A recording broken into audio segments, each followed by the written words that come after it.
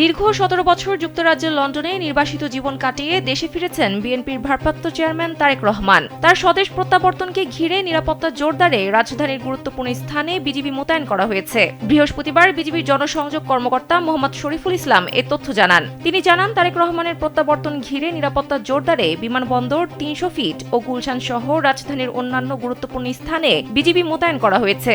এর আগে গতকাল বুধবার বাংলাদেশ সময় রাত 10:15টায় লন্ডনের হিথ্রো বিমানবন্দরে পৌঁছান তারেক রহমান। এ সময় যুক্তরাজ্য বিএনপির নেতাকর্মীরা তার সঙ্গে ছিলেন। বিমানবন্দরের নিরাপত্তা বেষ্টনী পর্যন্ত গিয়ে তারা তাদের নেতাকে বিদায় জানান। সোনামণিকে নিয়ে আমি থাকি চিন্তামুক্ত, কারণ আমি ব্যবহার করি SMC স্মাইল বেবি ডায়াপার।